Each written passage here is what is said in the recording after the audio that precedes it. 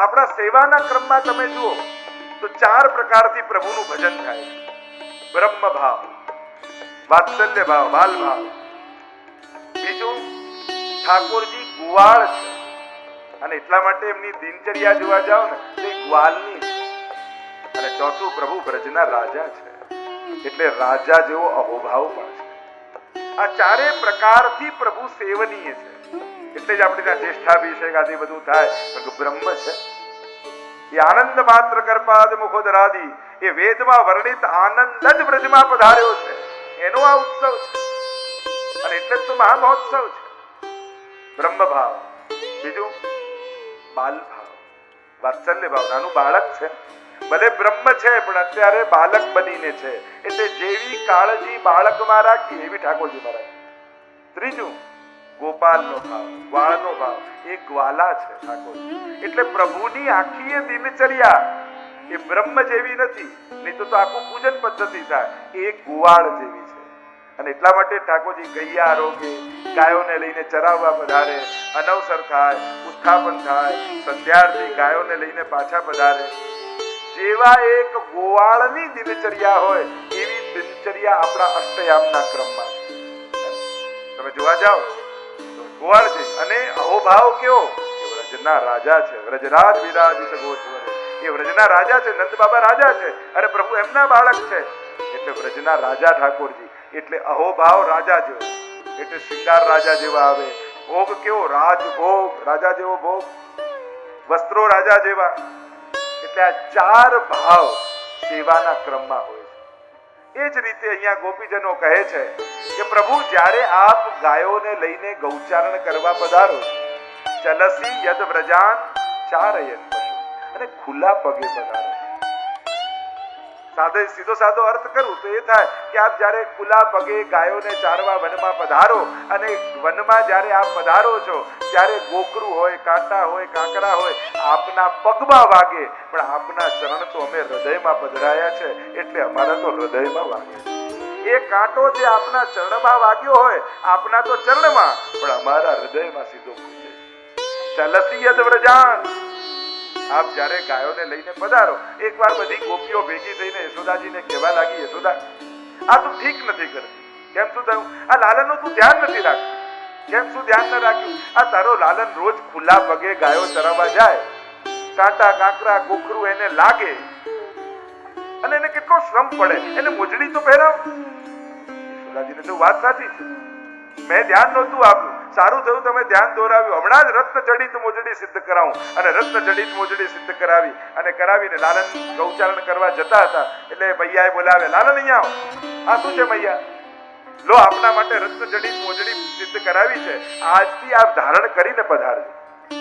અને પ્રભુ તો મોજડી ઉપાડીને ભાગ્યા ગૌશાળા અને ગૌશાળામાં જઈને ગાયના પગમાં મોજડી પહેરાવા લાગ્યા. ગાયને પહેરાવે, કાઢી નાખે, પહેરાવે, કાઢી નાખે, પહેરાવે, કાઢી નાખે. મૈયા જોઈને હસીને કહે, અરે લાલા, ગાય કોઈ મોજડી પહેરતી હશે? એ તો ખુલ્લા પગે જ જાય. તો લાલન બોલ્યા, જો લાલનની ગાય ખુલ્લા ચરણથી જાય તો આ ગાયોનો લાલન પણ ખુલ્લા ચરણારવિંદથી જશે. હું તો બ્રજની ભૂમિને પાવન કરવા જ આવ્યો છું. બ્રજની એક એક રજને સ્પર્શ આપવા માટે આવ્યો છું. કારણ કે વ્રજના રજની મહત્તા ત્યારે થશે જ્યારે મારા ચરણનો સ્પર્શ એને મળશે. અને ત્યારે જ તો મોટા મોટા મુનિઓ ને દેવતાઓ વ્રજવાસ કરવા આવશે, કારણ કે જ્યારે મારા ચરણનો સ્પર્શ આ રજને થયો. એટલે તો આ 3 વગર કૃષ્ણ પણ અધૂરો કહેવામાં આવે. જેના ચરણમાં રજ, બાજુમાં ગાય, જો એટલે જ કે વેણુ, વેણુ અને ધેનુ આ 3 ન હોય તો કૃષ્ણ પણ કૃષ્ણ ન લાગે. અરે કદાચ કોઈ ચિત્ર દોરો ને કૃષ્ણને ન બનાવો, પણ ગાય બનાવો, મોર પીછું બનાવો ને વાંસળી બનાવો તો બધા સમજી જાય કૃષ્ણનું ચિત્ર લાગે. આ 3 તો એની ઓળખાણ છે. તો ચરણના સ્પર્શની રેણુ, કારણ કે રેણુની મહત્તા છે. આપણે આ રેણુ, આ રજની મહત્તા છે. અને એમાં પણ ઠાકોરજી ગૌચારણ કરવા 3 સ્થાન પર પધારેલા. અહીંયા ગોપીજનોએ કહ્યું, ચલસી યદ વ્રજાન ચારયન પશુન નલિન સુંદરમ નાથ તે પદમ. અને ક્યાં પધારે? શ્રીલ તૃણ અંકુરઈ. આ 3 ભૂમિમાં ઠાકોરજી ગૌચારણ કરવા પધારે. જ્યાં શિલાઓ હોય, જ્યાં તૃણ હોય અને જ્યાં દર્ભના અંકુર હોય.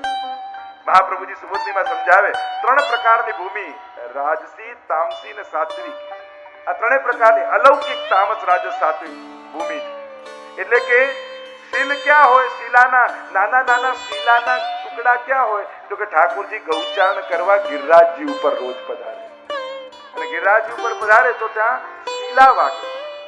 તૃણ ક્યાં હોય? તો કે વૃંદાવનમાં. નિત્ય ઠાકોરજી વૃંદાવનમાં ગૌચારણ કરવા પધારે. અને દર્ભના અંકુર ક્યાં હોય? તો કે યમુનાજીના તટ ઉપર. આ 3 ભૂમિનો ઉલ્લેખ કર્યો. આ 3 જગ્યાએ ઠાકોરજી પોતાના ચરણના સ્પર્શ કરાવે છે, અને એટલા માટે વ્રજની ભૂમિમાં આ 3 ભૂમિની મહત્તા વિશેષ છે, કારણ કે આ 3 જગ્યાએ પ્રભુના ચરણની રજ છે, અને આ 3 જગ્યાએ રજની મહિમા છે. હવે પહેલો સ્થાન ગિરિરાજજી જુઓ. ગિરિરાજજીમાં તરેટીના રજની મહત્તા છે, કૈલાસના શિખરની મહત્તા છે, અને ગિરિરાજજીની તરેટીની મહત્તા છે. અને 2 પ્રકારની લીલાઓ ગિરિરાજજીમાં થાય.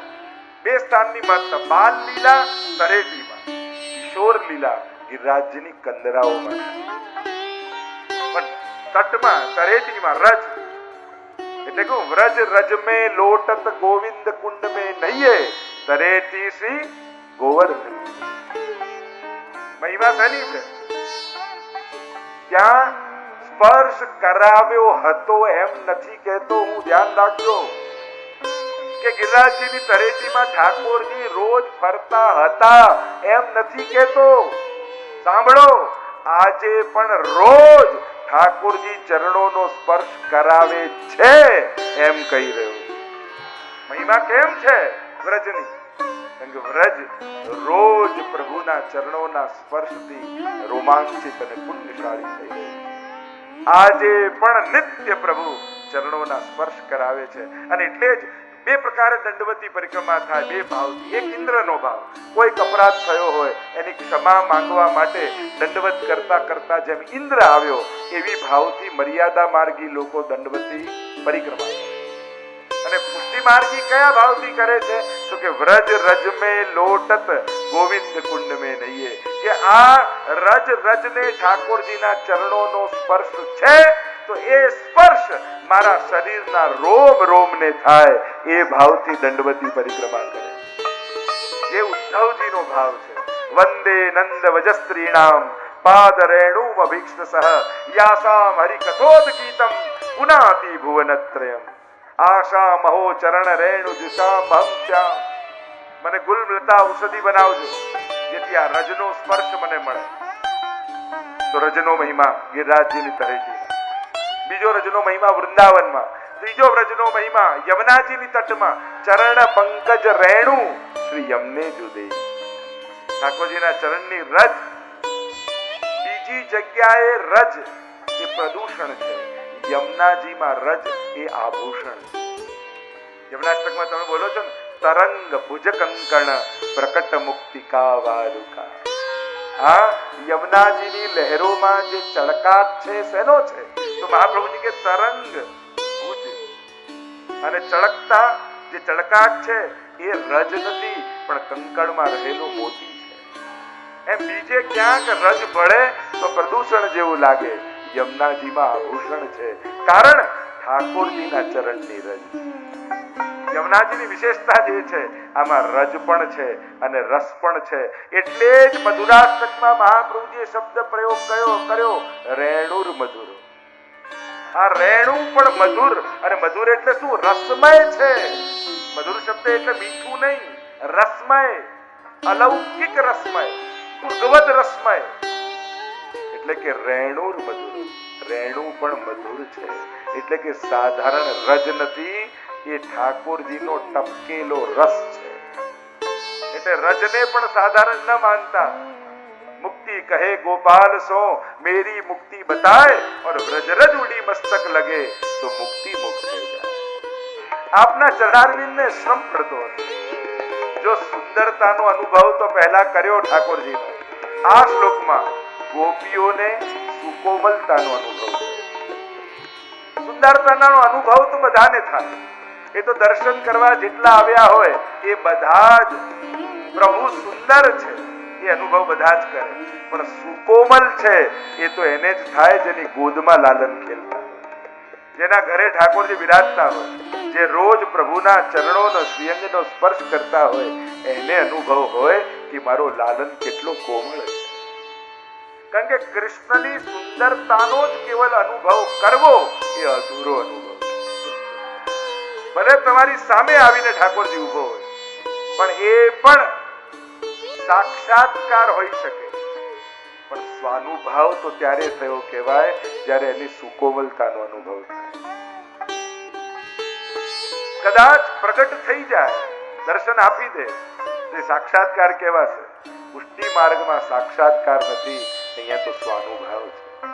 તમને પોતે તમારી સર્વ ઇન્દ્રિયો દ્વારા એ અનુભવ કરાવે, એ જ એનો સ્વાનુભાવ. તો સુંદરતાનો અનુભવ તો થાય.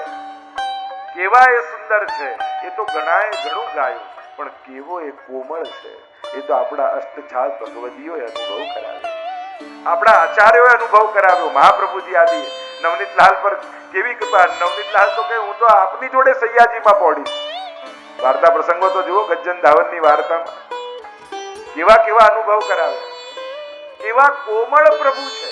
અને એટલે સેવામાં સુંદરતાનો ભાવ તો રાખો છો, પણ સુકોમલતાનો ભાવ ન હોય તો સેવા અધૂરી કહેવાય, વૈષ્ણવતાનો ભાવ અધૂરો કહેવાય. એટલે સુકોમલતાનો ભાવ સેવામાં સતત રાખજો. કઈ રીતે પધરાવવા, કઈ રીતે પોઢાવવા, કઈ રીતે શિકાર ધરવા, આ બધાનો વિવેક છે.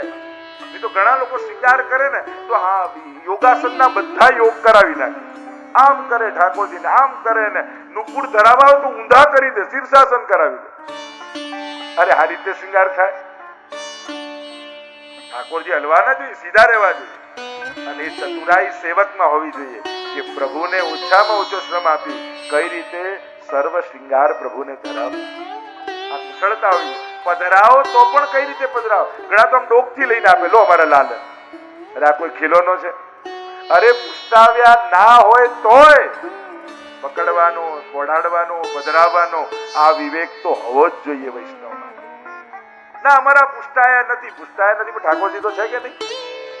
પ્રભુનો આકાર હોય એને પણ એટલો જ આદર આપવો જોઈએ. એમની માં આ તો ખાલી ફોટો છે પણ ઠાકોરજીનો ફોટો છે. એની મહત્તા ક્યારેય કમ નથી થતી. આ વિવેક રાખજો. અને એટલે જ કેલેન્ડરમાં હોય કે પુસ્તકમાં હોય કે ઠાકોરજીના ફોટા હોય, છેલ્લે એનો વિનિયોગ કઈ રીતે કરવો એનો વિવેક હોવો જોઈએ. પ્રભુનું ચિત્ર આદરણીય છે. તેમજ ઠાકોરજીની જ્યારે સેવા કરો ત્યારે જાપીજી કઈ રીતે કરવા. ઘણા તો જાપીજી ખોલી તો પ્રભુ દેખાય જ નહીં, પછી ગાદી નીચેથી મળે. તો જાપીજી પણ કઈ રીતે કરવા, કઈ રીતે ઓઢાડવા, કઈ રીતે જાને ઘણા તો એવા જાપીજીમાં જારી મૂકે, ખોલે ત્યારે બધું ભીનું ભીનું થઈ ગયું હોય. તો વિવેક છે કઈ રીતે જારીજી પધરાવા, બંટાજી કઈ રીતે રાખવા, લડ્ડુ ચોરે એટલો હાથ એ રીતે રાખવો. પોઢાવાનો એક વિવેક છે, આરોગાવાનો વિવેક છે, સ્નાનનો વિવેક છે, શૃંગારનો વિવેક છે. વિવેક વગરની સેવા પ્રભુને શ્રમકારક થઈ જાય. એટલે આ બધું શીખવું જોઈએ. કેવલ શૃંગાર ધરતા શીખવાડો.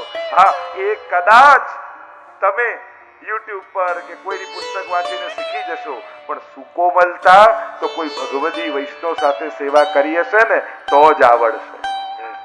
કોઈ સાચા વૈષ્ણવના સંગમાં સેવા કરવા ક્યારેક બેઠા હશો ને તો જ આવડશે. તો સુંદરતાની સાથે સુકોમલતાનો અહેસાસ થવો જોઈએ. મારા પ્રભુ કેટલા કોમળ, આ ભાવ. અને એ ભાવ મનમાં આવે ત્યારે સેવાનો ભાવ પ્રગટે. અહીંયા ગોપીજનોને સુકોમલતાનો ભાવ થયો. પ્રભુના એ કોમલ ચરણારવિંદ અને એ આમ ખુલ્લા જ્યારે પધારતા હોય પ્રભુ સાથે, અને કાંટા, કાંકરા, દર્ભના અંકુરો વાગતા હોય, પ્રભુને કેવો શ્રમ પડતો હશે. પ્રભુ આપના શ્રમને જોઈ અમને અતિશય દુઃખ થાય. અને આ જ્યાં સુધી આત્મીયતાનો ભાવ ન જાગે ત્યાં સુધી તત્સુખનો ભાવ પણ ન પ્રગટે. જો સુંદરતાનો ભાવ, સુકોમલતાનો ભાવ અને તત્સુખનો ભાવ. વૈષ્ણવનું જ્ઞાન શેમાં છે? પ્રભુના સુખને જાણવામાં. કારણ કે બધા શાસ્ત્રો તમને મોડે થઈ જાય, પણ પ્રભુનું સુખ શેમાં છે એ જ ખબર ન પડે તો મિથ્યા ગાન ગોપોથી ગોગલ, સભી જ્ઞાન પોથી. એ તો પછી પોથીમાં રહેનારું જ્ઞાન છે. પ્રભુને શેમાં આનંદ આવે છે એ શીખો. અમને તો આવું ફાવે એટલે અમે તો આમ કરી નાખીએ. આ નબળા વૈષ્ણવની વિચારધારા છે. ના, પ્રભુને શું ગમે મારે એ રીતે સેવા કરવી. પ્રભુને શું રૂચે છે હવે શેમાં જાણવું. પ્રભુને ગમતું ને ન ગમતું તો કે મહાપ્રભુજીની રીતમાં. એક વસ્તુ યાદ રાખો, પ્રેમ સેવા કરતી સમયે સદા આપણા હૃદયમાં રહેતો નથી. પ્રીતિ હંમેશા રહેતી નથી, પણ રીતિ પકડી રાખશો ને તો પ્રીતિનું દાન ઠાકોરજી કરશે. કારણ કે આ રીત કોની છે તો કે સેવા રીત પ્રીત વ્રજજન કી જનહિત જગ પ્રગટાઈ પ્રગટ ભય માર્ગ રીત દિખાય. પૂતનાના પ્રસંગમાં જો પૂતના આવી પ્રભુ પાસે અને વિષ લગાડીને સ્તનપાન કરાવવા લાગી. અને પ્રભુ આંખ બંધ કરીને વિચાર કરે છે, મનમાં કુભાવ છે મને મારી નાખવા, પણ આની જે રીત છે ને એ મારા માં જેવી છે. અને પ્રભુ વિચાર કરવા લાગ્યા, આની ક્રિયાનું ફળ આપું કે આની ભાવનાનું એને ફળ આપું.